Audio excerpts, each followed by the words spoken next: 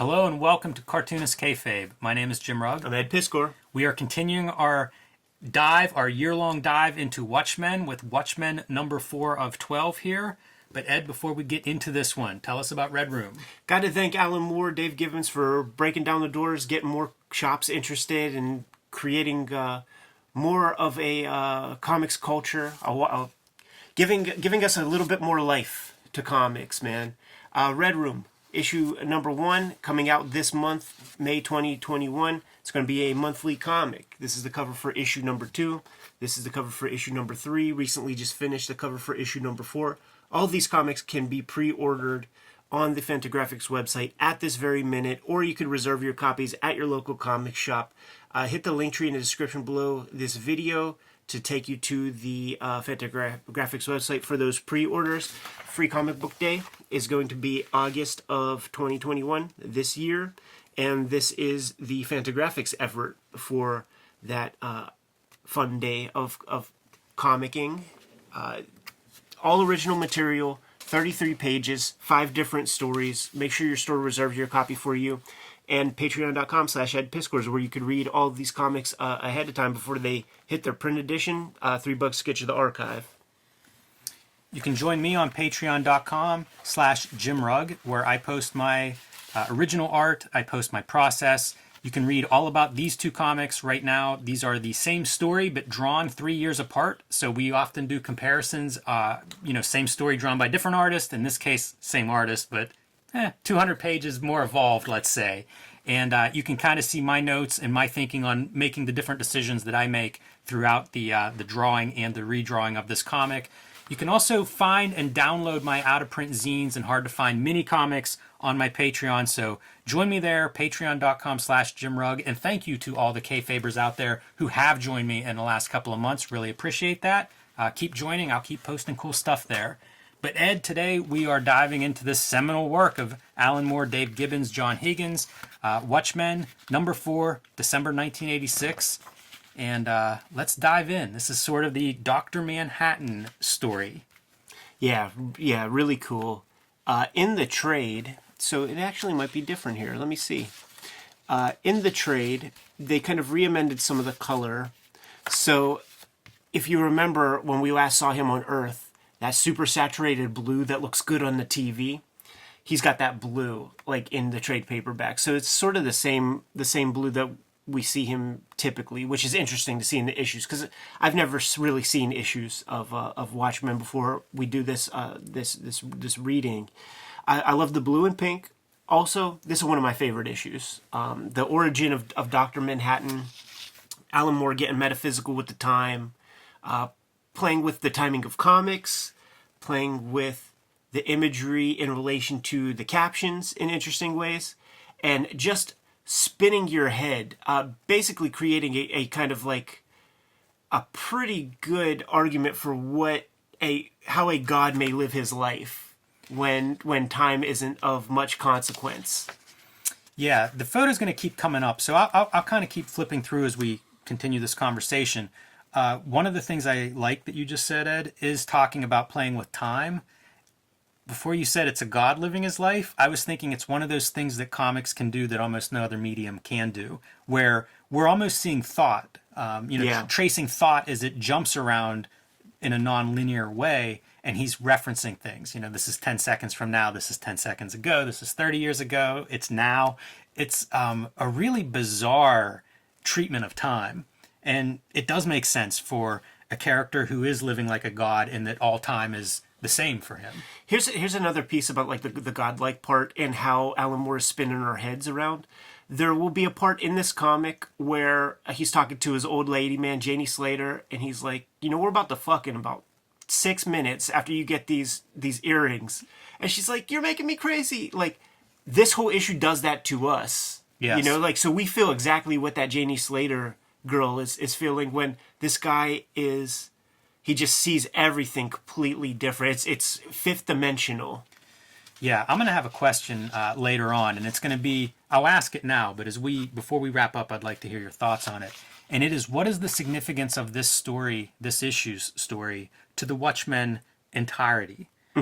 Because in a way, this is Dr. Manhattan's origin more than anything, and there are some really interesting pieces that come out of it, but I don't know that we need to know any of this stuff for the larger storyline. So give that some thoughts as we go through. One of the first memories that we're going to see is this is young human Dr. Manhattan before his accident, following his father's footsteps to become a watchmaker. And whenever his father sees the atomic bomb, he takes the pieces, throws them out the door because he doesn't want his son to do that. It's in his mind, it's pointless at this point. It's old-fashioned, obsolete. I want you to have a good job when you get old. This to me, this is Pittsburgh mentality. Yes. I thought of that too. Like you don't see a father like this anymore in like popular media, and I think it's kind of amazing where it's like, boy, I'm going to point you at something. Yeah. Like, I don't want you doing this thing. In some ways, maybe drawing comics, but it's an interesting piece that I just never see a father of that sort. He's not abusive at all. He's looking out for his son's future, and he's saying, like, the world's changed. You need to look elsewhere for your future. And is like, basically, he's like, son, you need a job at Lockheed Martin because there's going to be bombs flying and you're going to be able to have sustain at that point. And we cut to young Dr. Manhattan growing up and moving in that direction. You know, this is young John, fresh out of college, very decorated, very smart. And here he is, basically working on in these laboratories.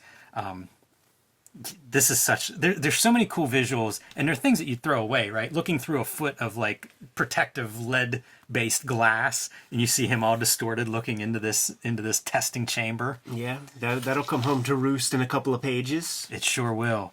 You know, the backdrop of where these photographs are pinned on the wall where he meets Janie Slater, his first, I'm calling her common law wife.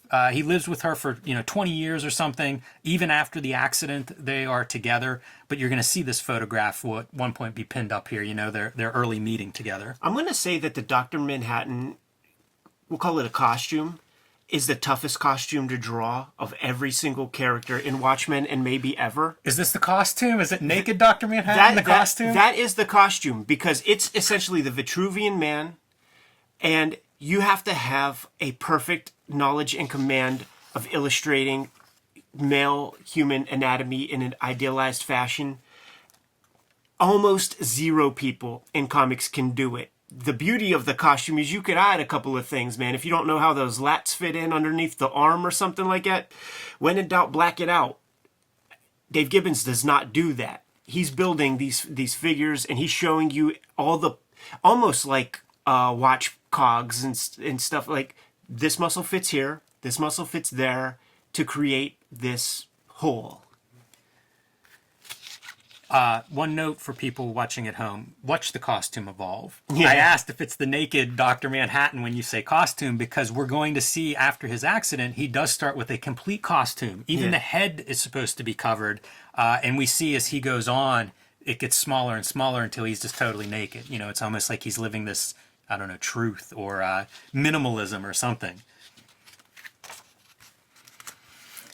We see our accident. You know, he goes back to fetch a watch that he was repairing for Janie and is locked in because of automatic testing procedures, cannot get out, and it's such a nightmare as like everybody watches. Janie cannot watch and has to like look away, but I'm amazed by the faces of the people watching him in there, because what else are you going to do? Plus they're scientists. Of course they're going to watch it. This is a horrible thing, but maybe valuable research. Sure, yeah.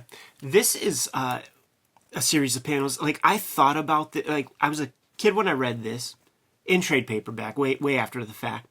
But I remember thinking about this idea of like this, like, you know, nervous system and brainstem and eyes just like wandering the hallways. Like that was like a certain nightmare feel for sure. It's great. And it's almost the same size. Like I was thinking of that reading through here because we're seeing him like coming, you know, reforming.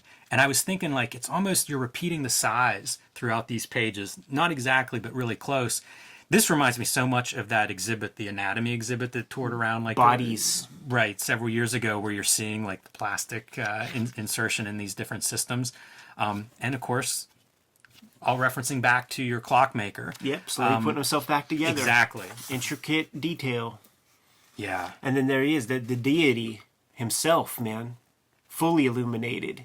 Not quite a costume yet, though. He's got to draw the atom symbol on his forehead before the costume is complete. A symbol that I respect. Yes. Hydrogen atom. Some of these sequences of both reactions, but also like objects float, like hair floating.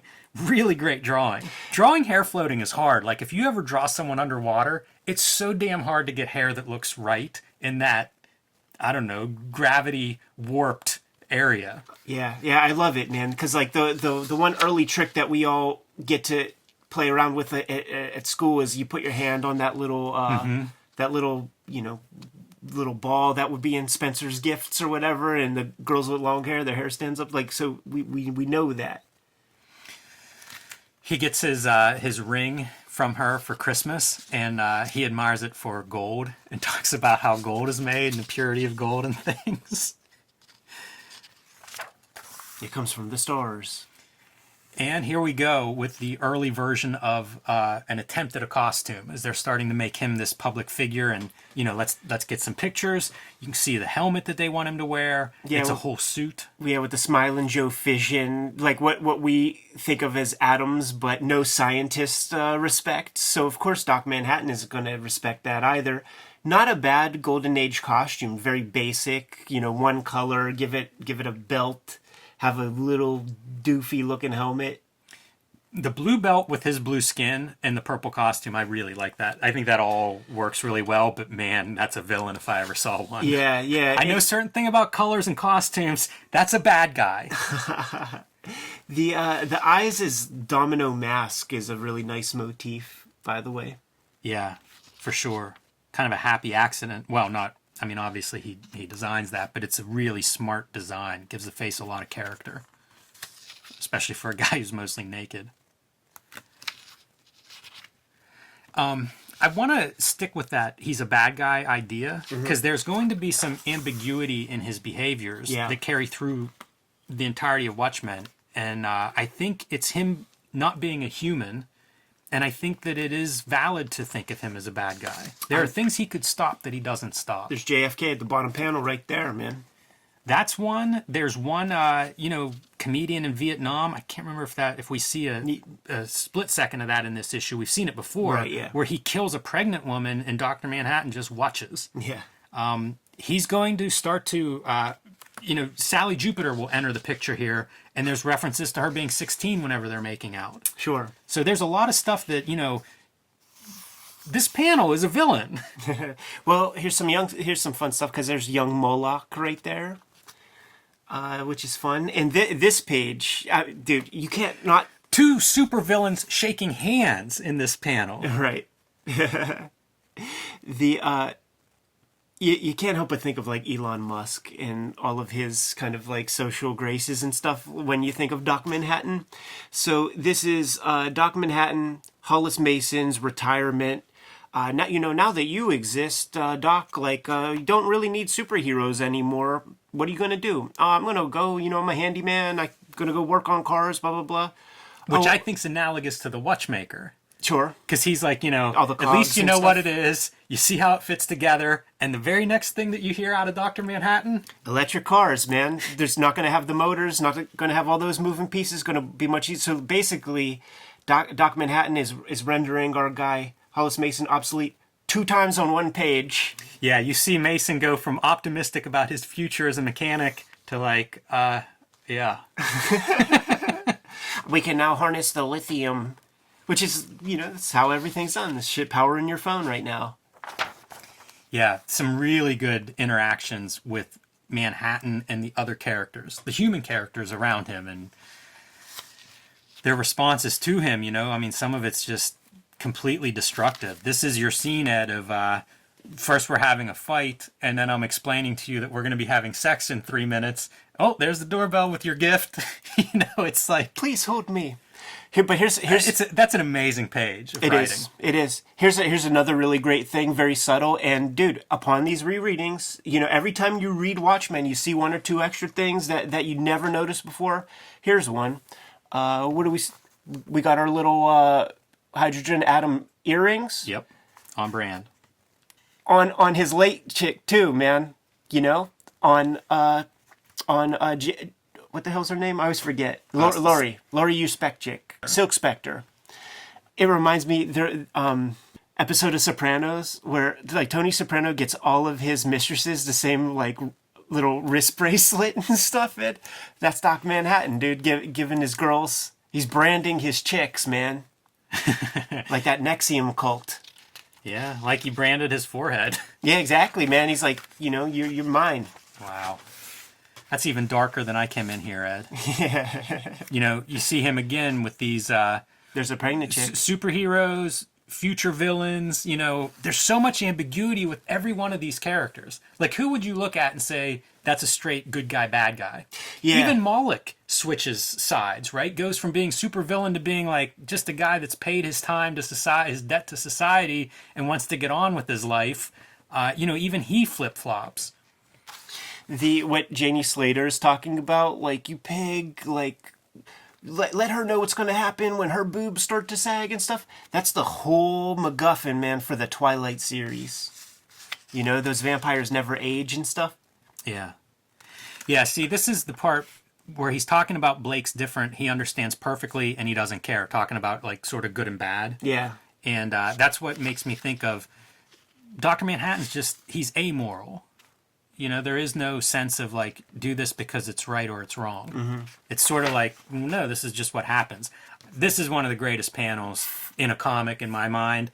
The ability to do scale, we always talk about this. Sometimes it's with Quitely, sometimes it's with Mobius. But for scale, like the little figures in the foreground running, the napalm going off, the helicopters in the foreground, it's amazing. I hear it, man. I hear Flight of the Valkyries. Listen.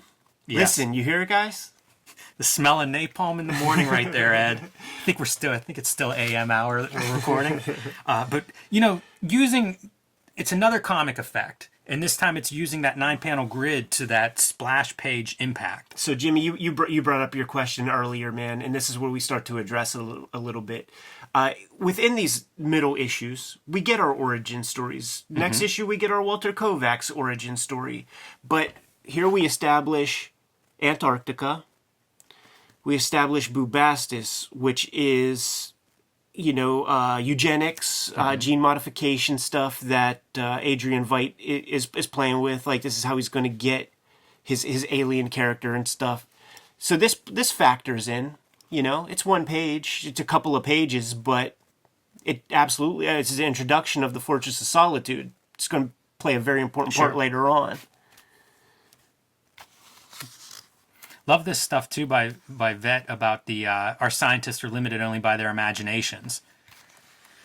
It feels very some of this stuff I think has aged well. Oh, absolutely, man. I mean, these iPhones that we have in our pockets like come from Star Trek. You know what I'm saying? And when you meet like a company like Google gets often criticized because it's a company full of engineers rather than like creative sorts, and so like the user interfaces and stuff are kind of like logical to their mind, but it's not pretty, right? And it's the sci-fi writers, like it's the people with imagination, real graphic designers that can like gussy something up and make it extra pleasing. And once again, that's the beauty of like a Steve Jobs guy as editor who has one foot in the tech space and another foot in editing, taste, whatever you want to call it. Yeah, and you see his costume now has been reduced to almost a G-string. Fucking cocksock. Yeah, nothing there. Wonder if Lori designed this version of the costume, because hers is sort of like the female version of that costume. That's why all these people are protesting, man. They're like, "Yo, dude, put on some gear."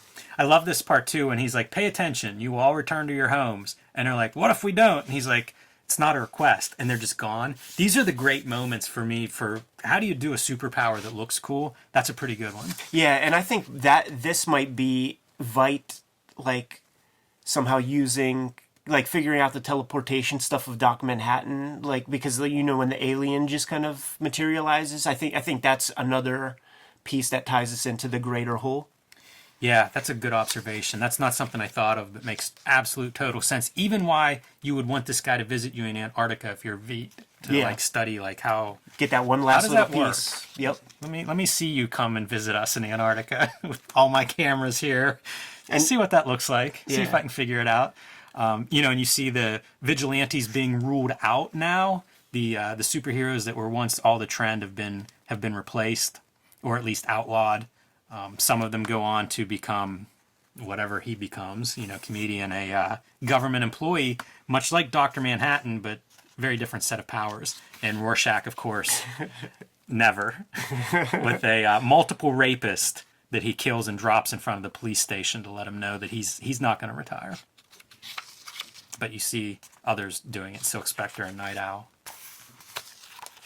The Night Owl body there, it's not quite the doughy body. It's like approaching the doughy body. Heading in that direction. Yeah.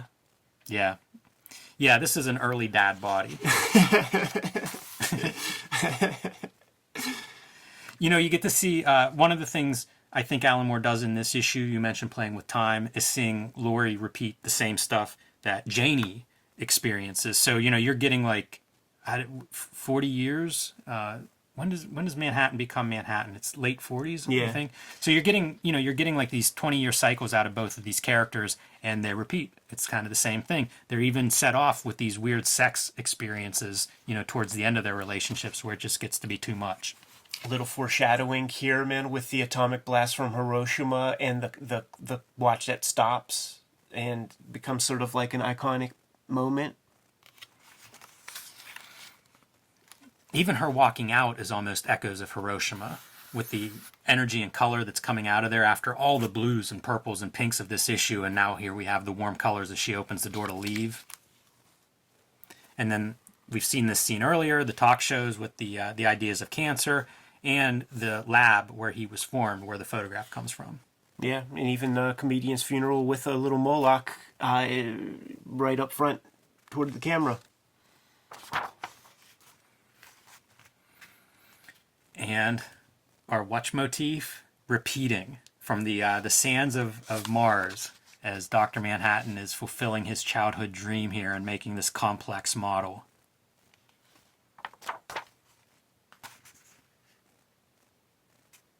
And pretty much giving up on humanity.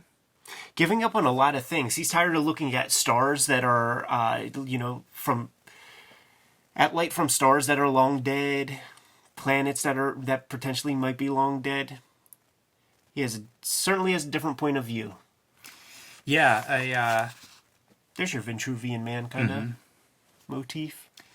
It's such an unusual point of view for a comic, for a superhero comic to be written and really trying to get inside the, experience of a character with this kind of super point of view. The best of prose fiction tries to do what this comic does. You know, certainly science fiction, where it's trying to give you the point of view of something that you have no experience of. Neil deGrasse Tyson always talks about like the different dimensions, space, time, depth, like all that stuff. Like if you're an ant, you can only experience a certain thing on a flat surface. Like you don't know about time. Yes. And so like Alan Moore's trying to write about something from a point of view that nobody knows. So it's bullshit baffles brains in a little bit, but he handles it in a really cool way. And the back matter here is just talking about the impact Dr. Manhattan has on the world, on the Cold War, on superpowers. Basically, it makes America a singular superpower. And then the great cliffhanger, which isn't here, but we have just read, is what happens when that superpower leaves America, because some of their foreign policy is extremely aggressive. And whenever you remove the guy who's keeping everyone else in check, what is going to come of that? There's other little things that you read back here, man. So we've been seeing these airships, and we've been seeing the electric cars and all that stuff, and all of that is kind of like laid out in this little 3-page excerpt piece. Love that stuff for the extra little touch of world building. Yeah, it's, as you say, every time you read one of these or reread them, a lot more is revealed, and this is no different. That's a bold cover. Yeah, really bold. I think that like some of that might be that marker air compressor setup. Yeah, you see what looks like white splatter. Yeah, and pretty subtle and controlled, because it's hitting highlights of stuff. You know, you see it all on this light side of a little bit of a ridge of sand. Gotta bust out that frisket. Yeah. But That's a bold choice to put on a spinner rack. Stunning I think stuff. in 1986. Stunning stuff, man. Wild comic. I still can't imagine. I cannot imagine reading this and being 4 issues in, and that's it. It's going to be another year before I get to read the whole thing. Right. Head spinning. But pretty cool. Happy to continue this, Ed. Anything that we drop here, anything that we didn't cover in this issue? Probably a million things, and that's That's what true. And that's what the Kayfabers are for. Yeah, my last note is just about the well-observed nature of Dr. Manhattan and his moral ambiguity. And we see it in half a dozen examples in this issue, from dating underage, letting comedian be comedian and kill people. It's in no way condoning any of his behaviors, but I think it's very well observed.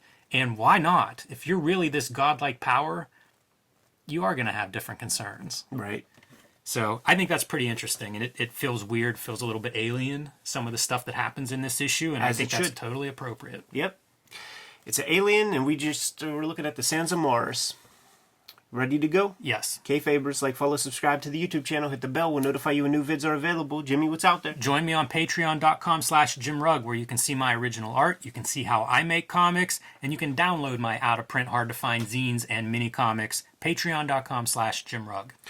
Red Room Comics are hitting the stands. May 2021 is going to be the first issue. It's going to be coming out monthly thereafter. Put in your pre-orders at the Fantagraphics website at my link tree in the description below. Hit up your comic shop. Get it put on your pull list. If you want to read the comics ahead of time, hit my Patreon, patreon.com/EdPiskor. Read all the comics ahead of time. $3 gets you the archive. There are over 100 pages up there right now. And make sure your shop also gets the Red Room Free Comic Book Day comic that's going to be coming out in August. Subscribe to the Cartoonist Kayfabe e-newsletter at the links below this video to keep up with everything we have going on and coming out this year. What a busy year for Cartoonist Kayfabe. Goddamn right. You can find Cartoonist Kayfabe t-shirts and merchandise at the links below this video as well, so you can look good when you're reading our e-newsletter. Jimmy, give him one less set of marching orders, man. We're going to be on our way. Read more comics.